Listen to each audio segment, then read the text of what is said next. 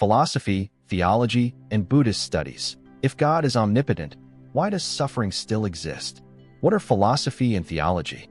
How do they differ, and where do they intersect? Perhaps to begin a profound journey, we should pause for a moment. Pause to see clearly ideas that seem familiar but are in fact not easy to grasp. What is philosophy? What is theology?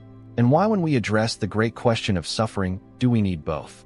Some will say that philosophy is for doubters while theology is for believers, one relying on reason and the other on faith.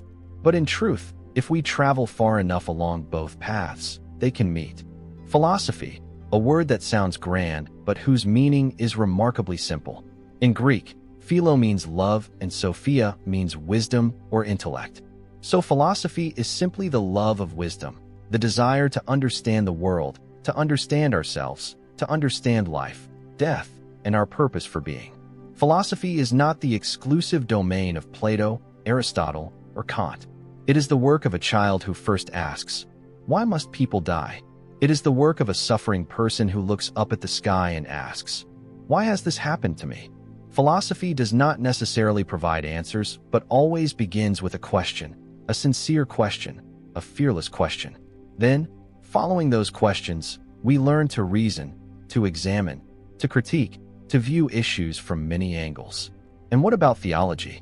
Theology is the work of those who believe there is something greater than humanity, a source, an intelligence, an absolute love, a supreme being. In Latin, theologia means speech or discourse about God. It is how we express, reflect on, and seek to understand the being in whom we believe, and it is also how we live in accordance with that belief.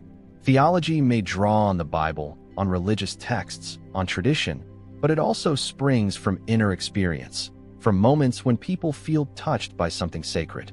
Few notice that philosophy arose before theology, yet philosophy paved the way for theology to deepen.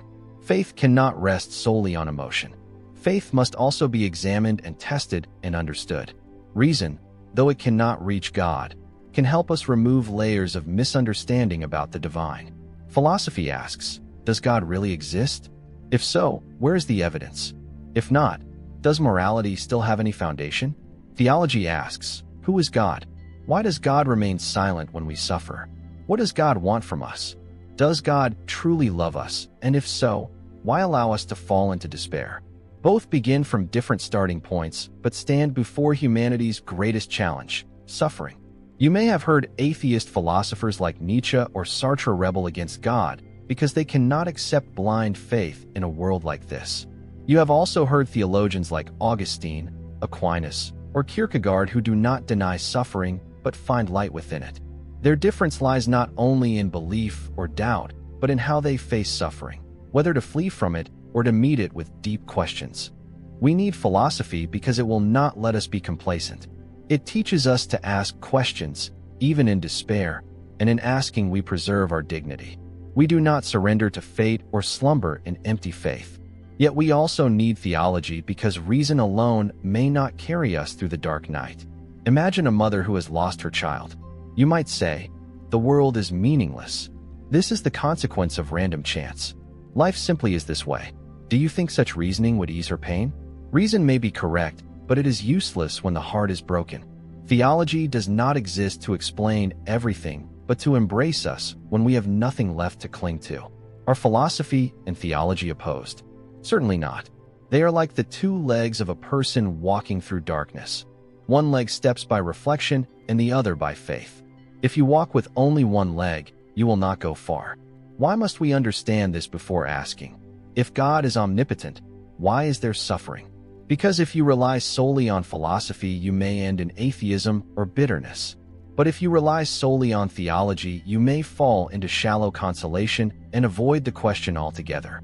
We need both so that we dare to ask and yet keep a trusting heart, so that we know how to suffer and how to listen, and so that within suffering there is something that calls us to grow. One more thing. In philosophy, we learn to see suffering as a paradox. In theology, we learn to touch suffering as an invitation to the soul. But when we hold both in parallel, we no longer merely seek answers. We learn to live with what cannot be answered. So before moving on, before we begin the journey of facing suffering, I invite you to hold one simple truth in your heart. This question is not just a logical puzzle or a religious topic.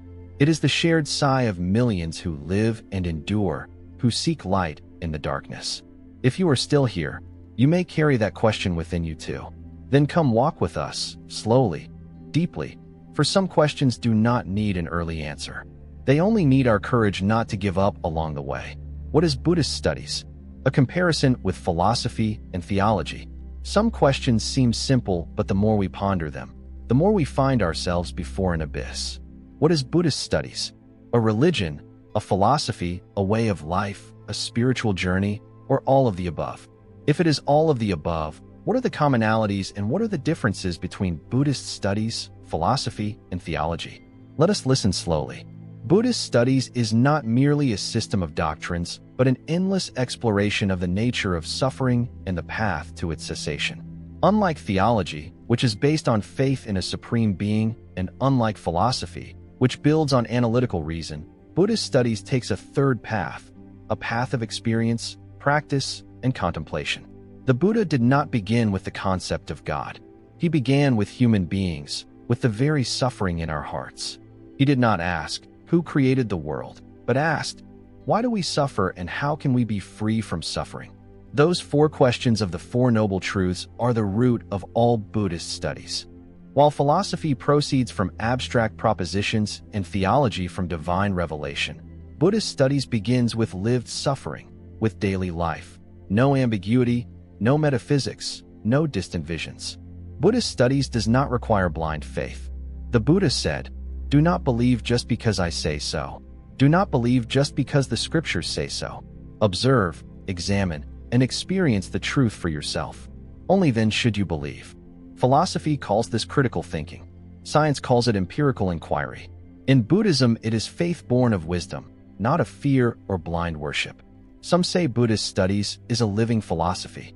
But if it were only a philosophy, Buddhism would not have millions practicing meditation daily, thousands of silent monasteries, simple monastic lives, or tears shed in repentance ceremonies.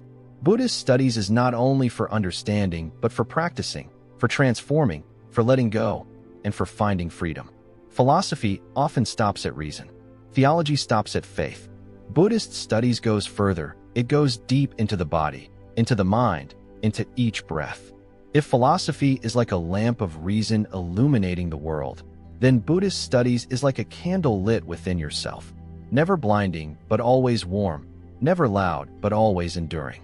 And theology? Theology is humanity's attempt to explain God, a system of reflections, beliefs, and doctrines about a supreme being. That being is the source of creation, the ultimate will, the absolute love, the sacred parent. Theology declares, we are created by God. Philosophy asks, how can we prove it? Buddhist studies smiles and says, we need not know who created us. We only need to know how to end suffering. Thus, among these three streams of thought, theology is faith, philosophy is reason, and Buddhist studies is lived experience. If theology lifts us toward heaven and philosophy carries us to conceptual realms, Buddhist studies brings us back to ourselves, right where we stand, with each step, with each breath. Philosophy places emphasis on the thinking self. Theology places emphasis on God, on love of the divine. Buddhist studies asks, who is this self that thinks and that is loved? And the answer is that there is no permanent self, only body, mind, and phenomena arising according to causes and conditions. When we understand this, we stop clinging to ego. We cease to suffer because we wish to control everything. We no longer argue to prove ourselves right. We no longer resent when life does not go our way. Buddhist studies does not try to explain why suffering exists. It only shows that as long as we cling to greed, hatred, and delusion, we will suffer even in paradise. As long as we are unattached, we can be peaceful even amid pain. Philosophy calls this inner freedom. Theology calls this grace. Buddhist studies calls this liberation. A theologian may pray. A philosopher may debate.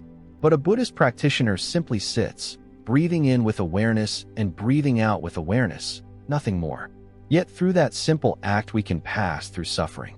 Philosophical and theological values in Buddhist studies. Buddhist studies do not deny the value of philosophy or theology. Throughout history, many Buddhist monks have been great philosophers. Numerous Buddhist treatises exhibit logic and sharp dialectics rivaling those of Socrates or Kant.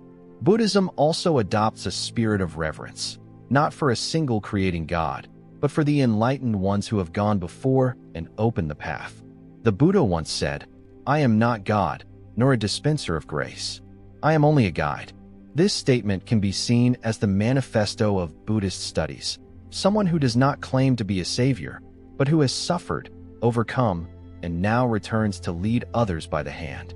Philosophy helps us think clearly. Theology helps us believe deeply. But Buddhism helps us live mindfully.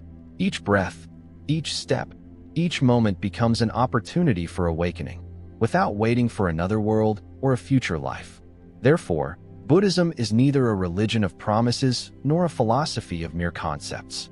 It is the path of mindful awareness, compassion, and wisdom. It is not about belief or argument, but about touching true freedom in a calm heart, a generous spirit, and a clear mind. If you are seeking answers to suffering, try turning inward to listen to yourself. You need not go far, nor engage in endless debate. Simply remain awake, and in that silence you may come to understand more deeply than philosophy or theology what words cannot express. Part 2. Suffering, the oldest question in spirituality. A strange truth in human history is that long before writing, doctrine, schools, or organized religion, suffering already existed, and with it came silent, helpless questions. Why do I suffer? What have I done wrong? Is someone above punishing me? We often think philosophy begins with wonder, but in fact it begins with a cry of pain. Children dying too soon, crops failing, loved ones gone without reason, disease without cure. In that silent despair, people looked to the sky for someone to ask, and thus the idea of God was born. Whether God preceded the world or was invented to console ourselves, we cannot deny that all great religions emerged to answer the same question. Why must we suffer? In the Old Testament, Job is faithful, righteous, and God-fearing. Yet he loses everything: wealth, children, health, honor, without clear cause. Job sits amid the ruins, scraping his wounds with a shard, and looks up at heaven asking, "Why?" His story does not offer explanations, but awakens a deeper truth. True faith may begin only after all answers have collapsed. In the East, in the Upanishads, in Lao Tzu, and in Buddhist scriptures, suffering is not seen as an unforeseen disaster, but as the first truth. The Buddha called it the first noble truth, the reality that life is suffering. This is not to be pessimistic, but to see clearly, to accept without denial, and to understand that pain is inseparable from the human condition. But why does suffering exist? Why does evil persist? Here philosophy and theology meet, in conflict. One of humanity's greatest paradoxes is Epicurus's dilemma. If God wants to prevent suffering but cannot, then he is not omnipotent. If he can but does not want to, then he is not all good. If he both can and wants, why does suffering exist? If he neither can nor wants, how can he be called God? No satisfactory answer has ever been found, and the paradox remains the greatest challenge for theists. From ancient times, people have questioned not only their suffering, but God himself, not out of hatred, but out of unbearable pain. They did not reject faith, but could not accept a belief that reason could not justify. Modern existential thinkers continued the question. Nietzsche declared, "We have killed God." Camus wrote, "Life is absurd, but we must go on living." Sartre claimed, "There is no God, but we still have responsibility." These words may sound stark, but they are heartfelt calls from those who take suffering's question seriously. They do not avoid or deny. They face suffering head-on. That is precious because some believe without daring to question, while others doubt without the courage to endure. Only those who enter the darkness of the question know that no one emerges from life unscathed. Suffering is not the domain of any single religion or philosophy, but a universal human experience. The poor suffer deprivation, the rich suffer insecurity, the ill suffer bodily distress, the healthy suffer mental strife. No one is exempt, and there is no single answer for all. Each person writes their own understanding of the suffering they live through, as punishment, as a trial, or as meaningless. All are valid in their own perspective. At a deeper level, suffering is where we rediscover our own depth. In Buddhism, the Buddha does not promise to erase suffering. He teaches us to look at it without being dominated by it, neither fleeing nor enduring, neither buying it off with bribes nor begging for mercy. Simply seeing what is and recognizing that behind suffering lies a door. So when we ask, if God is omnipotent, why allow suffering? We need not rush to answer. We need only the courage not to turn away from the question. In holding that question in our heart, we embark on a new journey, not a journey of explanation, but a journey of companionship with our own suffering and that of humanity. If you are still here, reading these words, perhaps you too carry such a question. I have no ready answer. I only know one thing. You will not walk alone. Suffering needs no solution, only an empathic heart. One truth rarely acknowledged is that not all pain needs analysis. Some pains have no answer and need none. They need only silence, a hand to hold, an understanding gaze. In daily life, when someone loses a loved one, we fumble to console them and often offer words like, everything happens for a reason, or it must be God's will, or it will pass. These are not wrong, but they can build walls between us. Instead of touching one another's hearts, we erect barriers of well-meaning reason. A person in pain does not need to be taught. They do not need to be persuaded that their suffering has meaning. They need permission to hurt, someone to look at their pain without fear, without judgment, without rejection. Imagine a child who falls and scrapes a knee, crying loudly.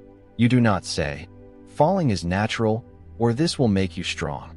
You do not explain probabilities or karma. You simply hold the child until the crying subsides. Then perhaps they will smile again, because someone stood by them in their weakest moment. Suffering is like that.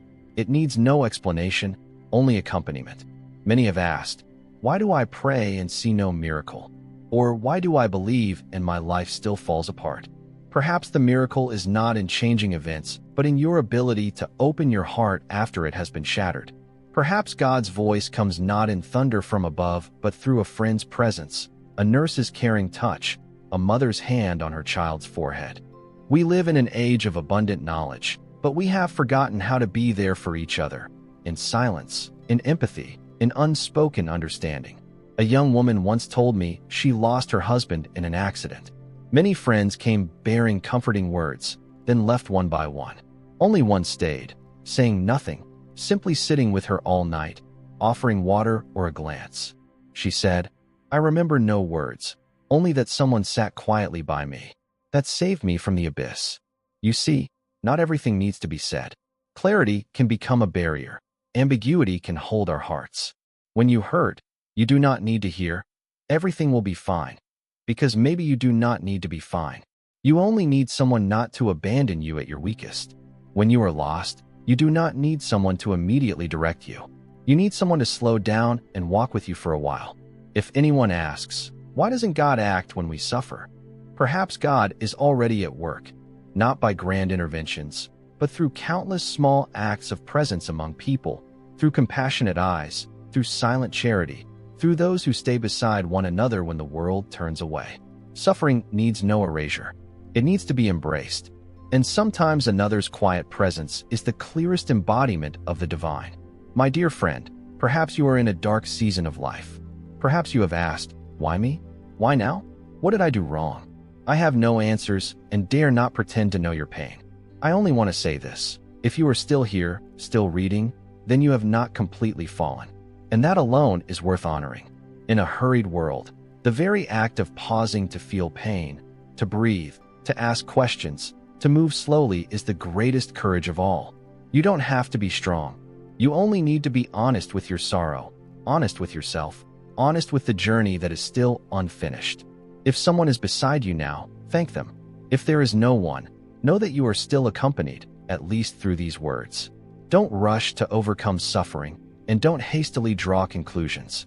Simply facing that pain without retreating may already touch something very deep within you, a kind of growth. No grand name is needed, just an opening of the heart, no complex theory, and that in itself is a miracle. Suffering needs no explanation, only a heart willing to listen.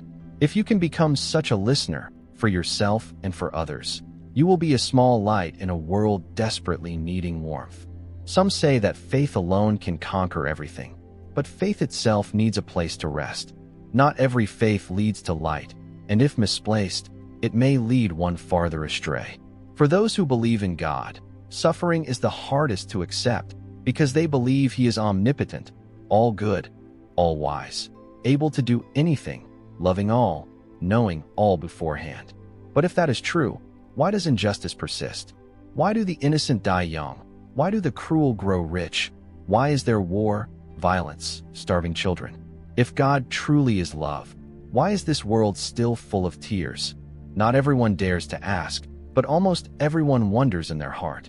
To preserve faith in the face of such questions, Western theology has offered three major explanations over thousands of years. Each is an effort both to uphold God's image and to account for the presence of suffering. All three can coexist, and each may arise in a person's heart at different times, but each carries its own limits, and those limits open new questions. First explanation, free will.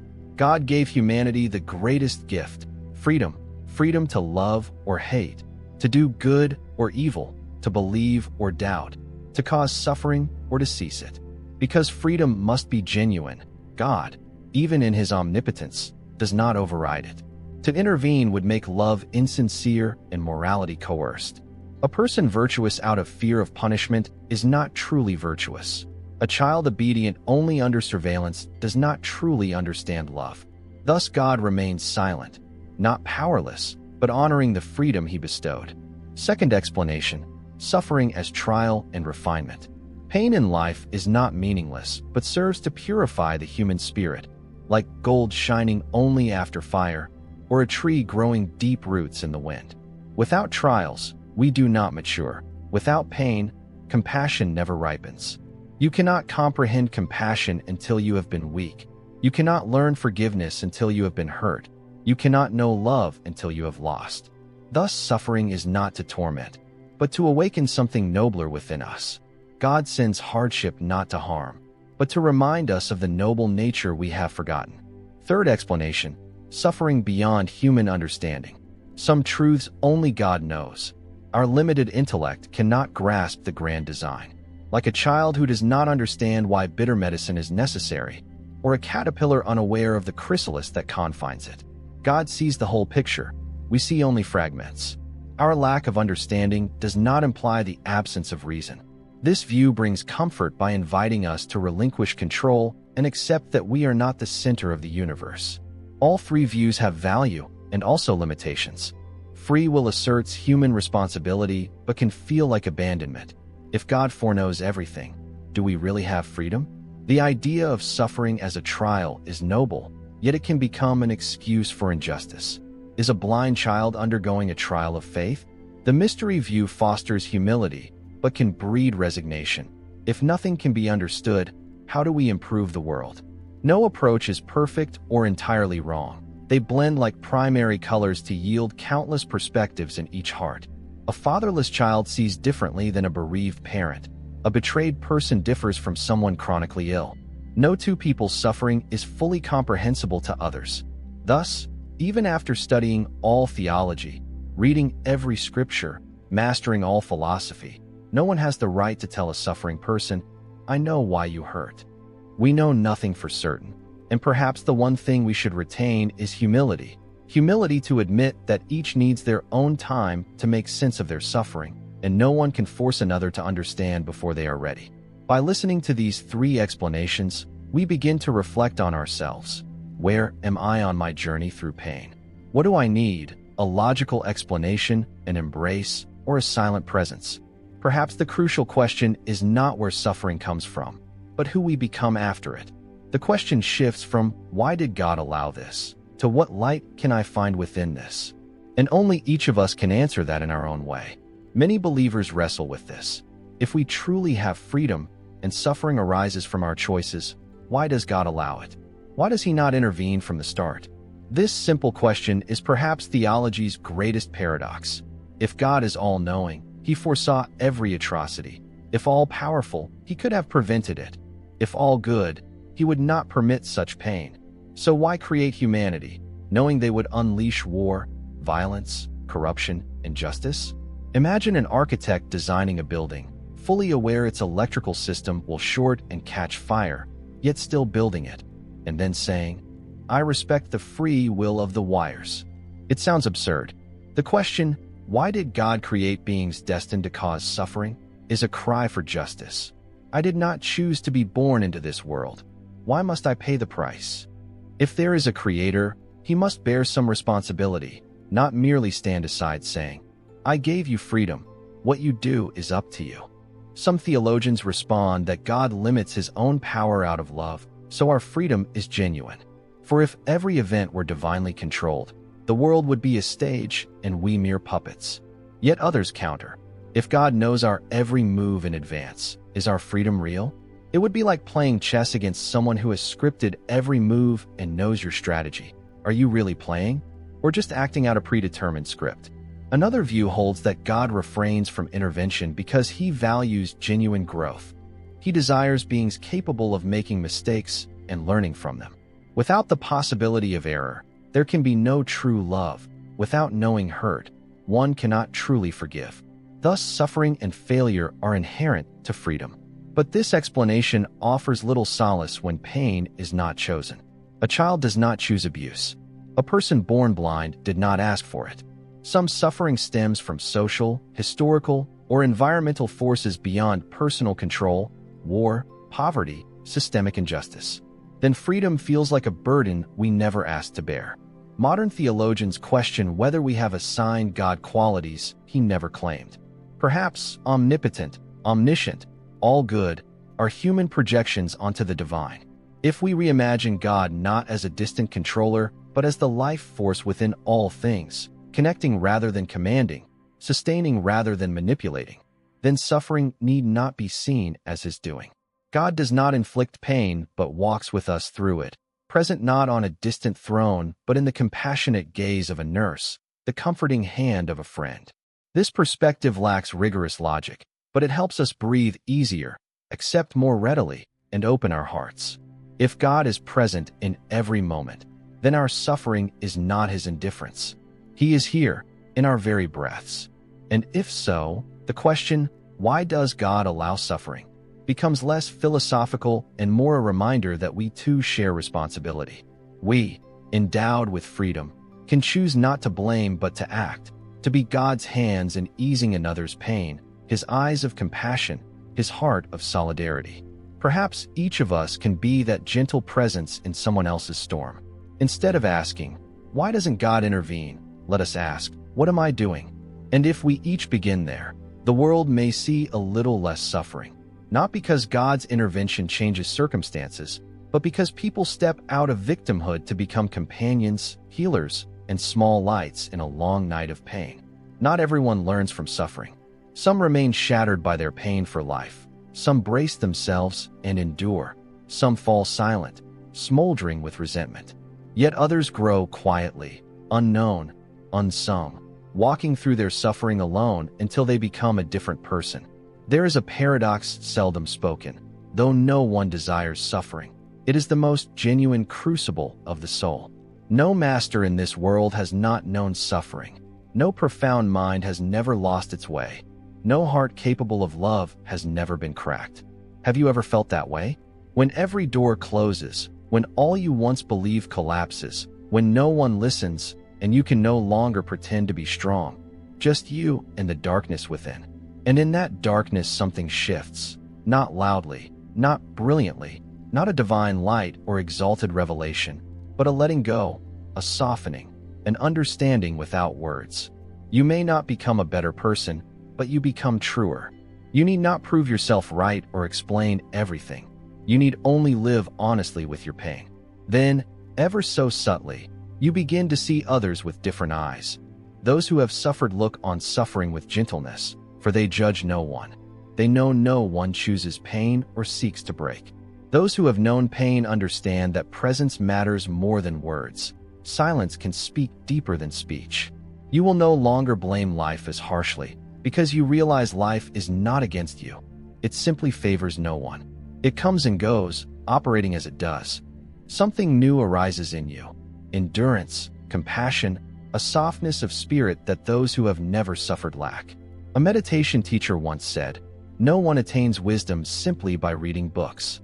Only those who have suffered and awakened within that suffering touch true insight. And know this, there is no light only visible in darkness. Life itself sprouts when you fall to the very bottom. Those who have touched rock bottom, if they do not die, often live differently, not more grandly, but more authentically, with less envy, less judgment, less contention. They know the value of a smile, because once they could not smile. They treasure a hand to hold, because once they had no one to hold theirs. They live slowly because they once rushed so much they forgot themselves. Thus, suffering is not the ugly half of life. It is its familiar part. We often think, I will truly live only when my suffering ends. But the truth is, in your suffering, if you are still enough, you understand life most profoundly. Not when wealthy do you feel gratitude, but in loss do you cherish simplicity. And even if you speak no word, even if you never become famous or enlightened or awakened, your presence changes. Simply by being there, others feel lighter because you do not try to change them, do not preach, do not rush to heal. You are simply present, sincere, silent, and gentle. That is the greatest gift suffering leaves, a heart that has ripened. If you have prayed but seen no miracle, if you have wept yourself dry yet life remains unchanged, if you have contemplated giving up all, know this, you are not alone, you are not wrong, you are not weak. You are living as a true human being, unadorned, unfeigned, unescaped. And if you continue walking with your heart full of scars, you deserve to be called brave, not because you conquer anyone, but because you did not turn your back on yourself at your darkest. Perhaps that is when you begin to truly live, not living by others' expectations, not living for praise, not living to avoid the truth, but living as yourself. Weak though you are, still not fully understanding, still carrying shadows, yet real, and reality suffices. There are moments when faith is no longer easy, not because we do not wish to believe, but because life has presented us with too many reasons to doubt.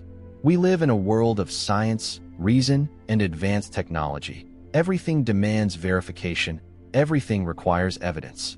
If it cannot be seen, touched, measured, it is deemed non-existent. Faith thus becomes alien, weak, even obsolete.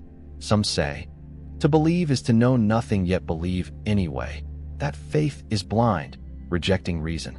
And at times we doubt that too, for there have indeed been forms of faith that blind people. Faith used to kill, to exclude others, to deny truth. Those are not faith, but veils hiding our deepest fears. Yet there is another kind of faith, not loud, not coercive, not instructive, only a quiet compassion arising from deep within. Consider, there are truths you cannot prove, but you know are real. How do you prove your love for your mother? How do you measure a father's devotion?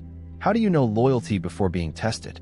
The most important things in life cannot be seen, cannot be validated by machines, cannot be reduced to numbers, and yet they are profoundly real.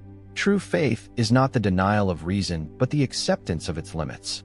You may know many things, but there are moments you cannot understand, not because you are lacking, but because some truths can only be felt, not analyzed. When a mother loses her child, you may offer 100 reasons, quote theology, philosophy, psychology, but none suffice. Only a hug, a moment of silence, a shared tear tells her she is not alone. That is faith. It does not require answers to every question, but it moves you forward when answers are absent, not the absence of doubt, but the courage to trust in the midst of doubt, not certainty of truth, but choosing to live beautifully even without certainty.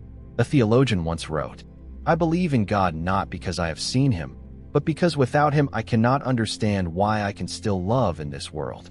This is faith that needs not beat others or prove itself superior, only to keep a small flame in the heart, so we do not extinguish in the night's darkness. And perhaps, in a world of reason, faith becomes a courageous act, knowing no one can believe for you, no one guarantees the result. You must step forward on your own trembling feet.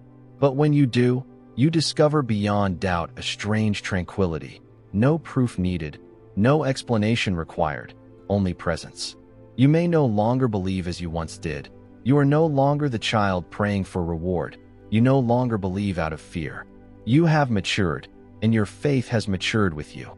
Deeper, quieter, less spoken, yet more genuine. Such faith demands nothing of life, seeking only to live authentically even unacknowledged, only to love even unreturned, only to preserve a kind heart regardless of the world's course.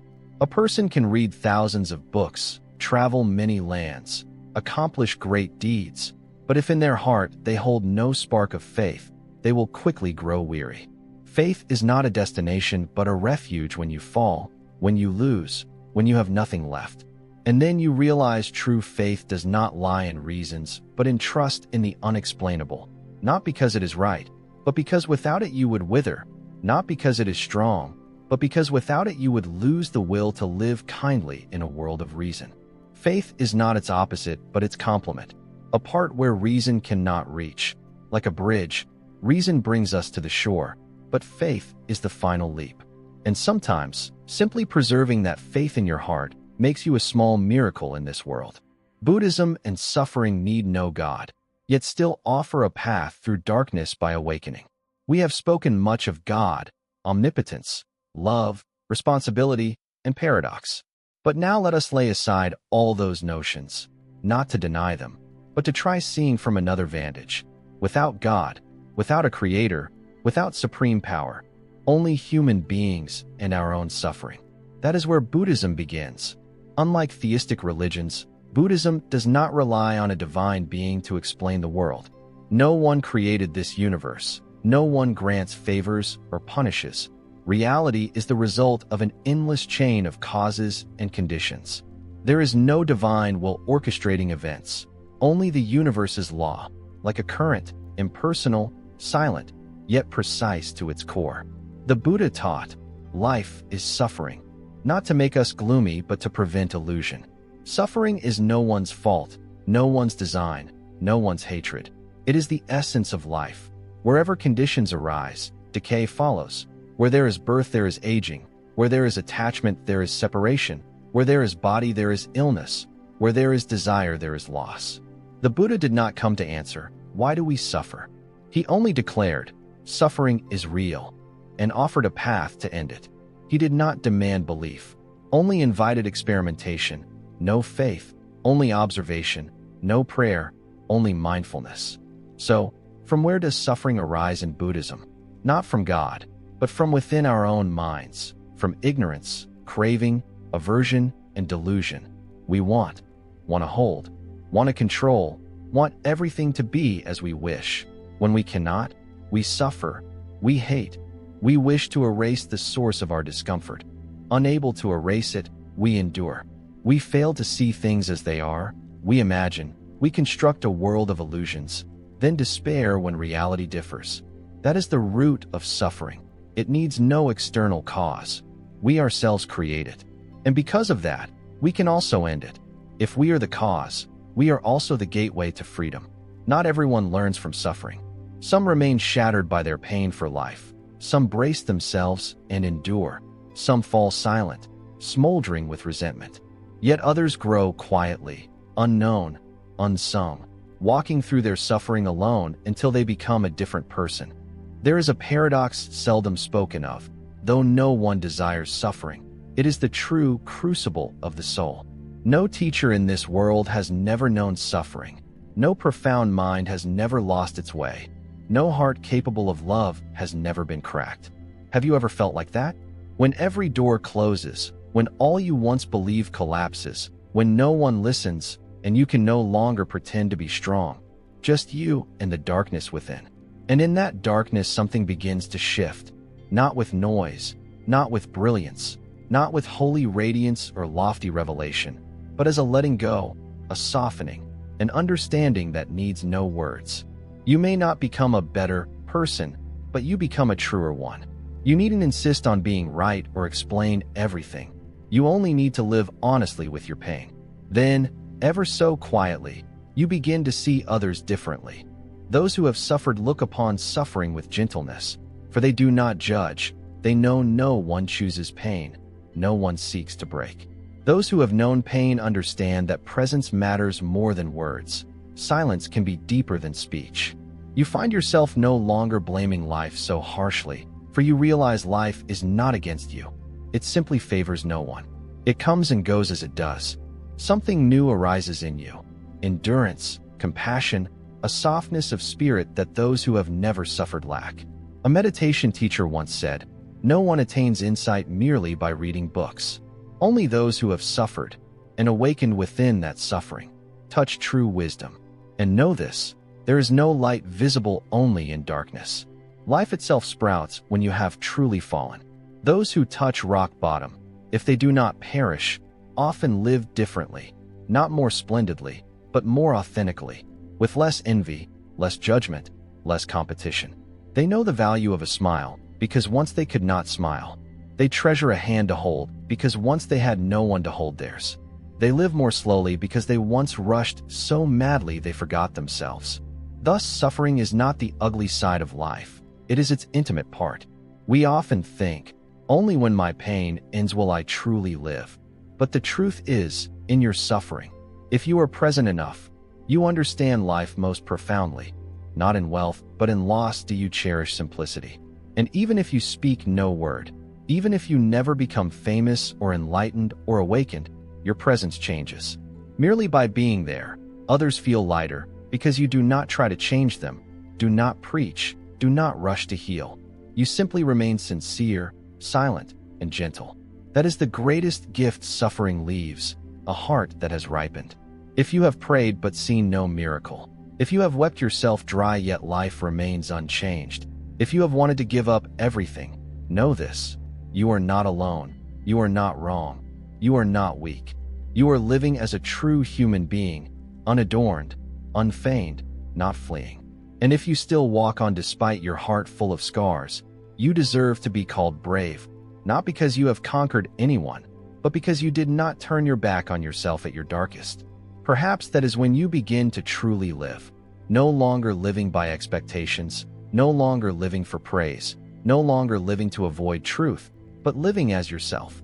Weak though you are, still not fully understanding, still carrying shadows, yet real, and reality suffices.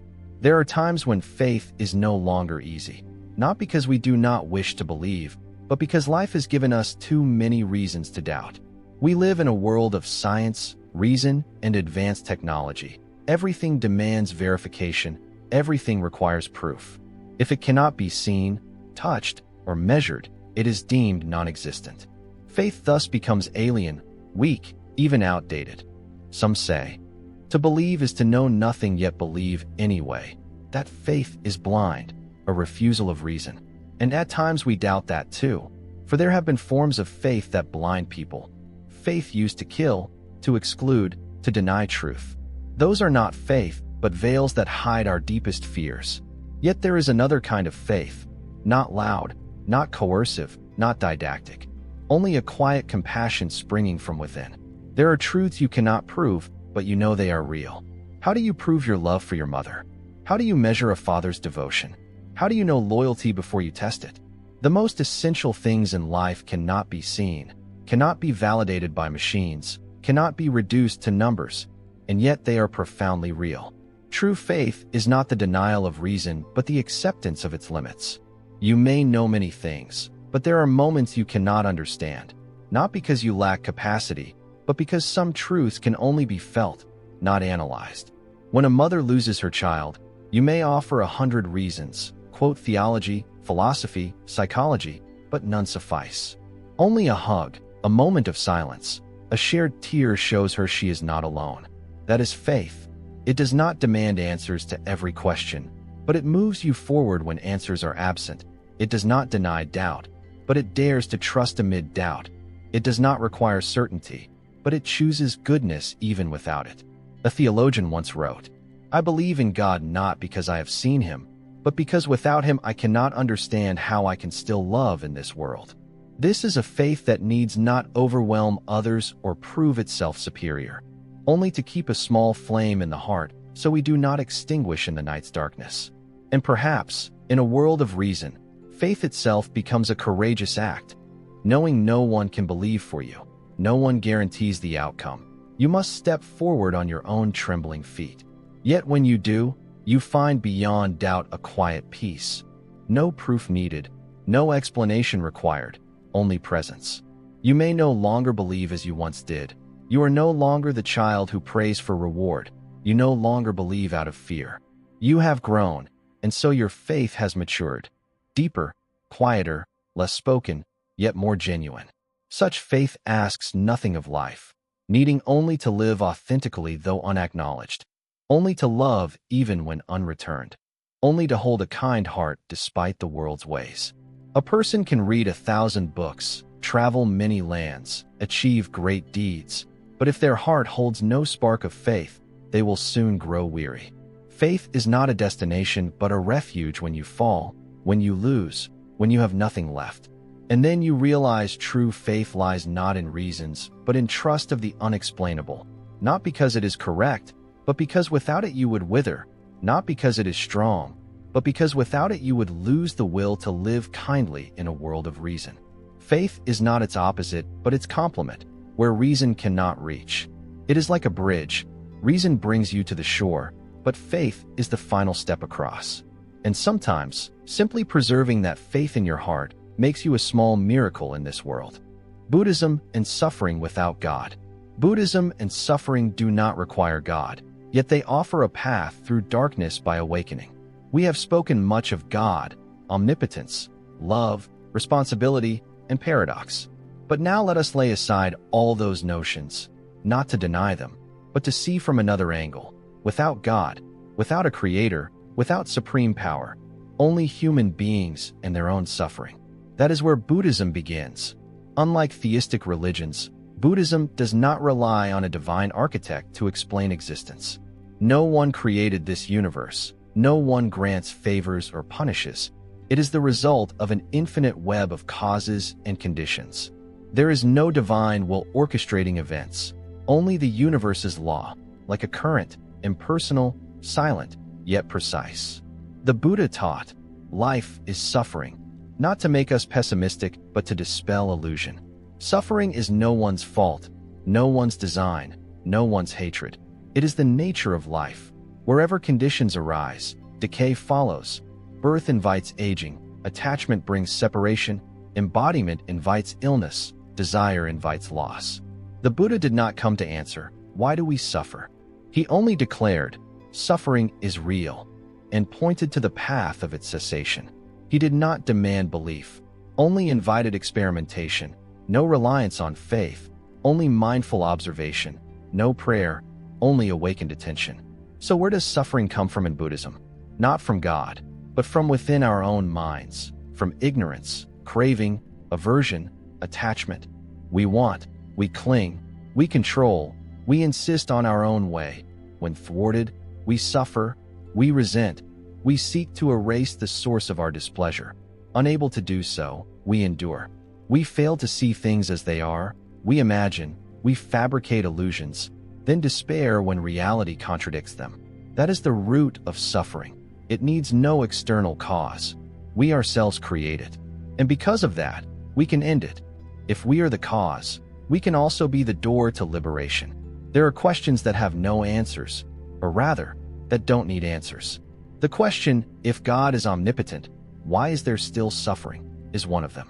People can debate for centuries, write thousands of pages, found hundreds of schools of theology, philosophy, and spirituality, but after it's all said and done, the question remains unchanged, smoldering in each heart.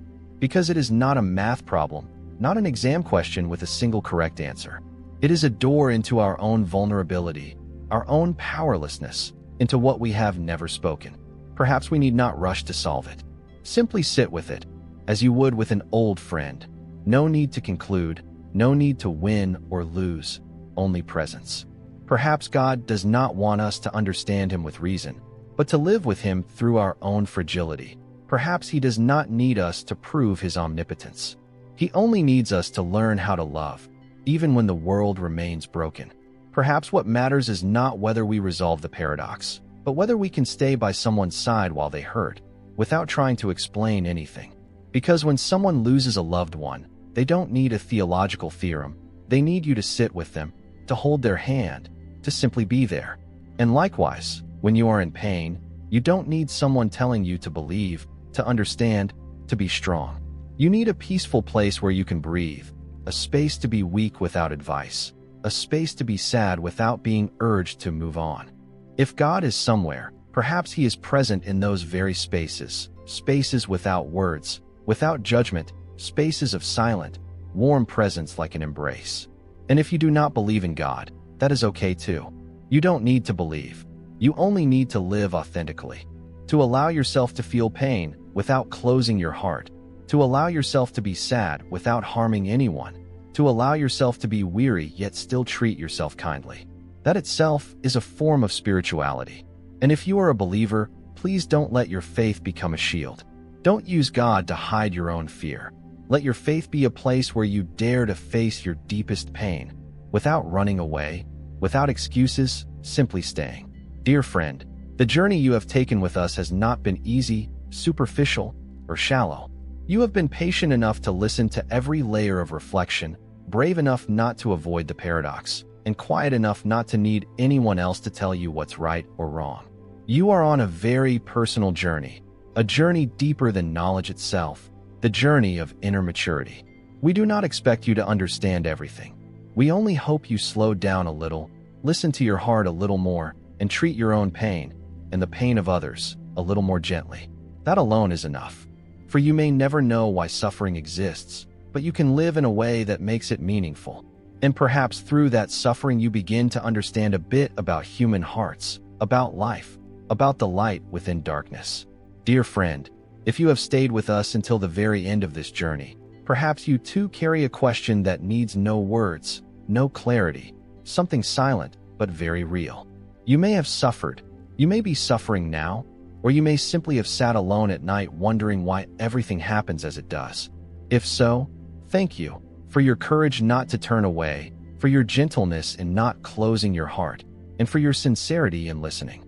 We do not need to understand everything, nor find the ultimate answer. We only need to keep our hearts soft, our eyes warm, and our hands willing to touch another's pain.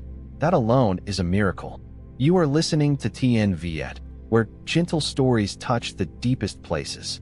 If this journey has slowed your pace, even for a moment, deepened your breath, even for an instant, inspired you to live more kindly, even a bit, please share this video as a quiet message to someone who may need it.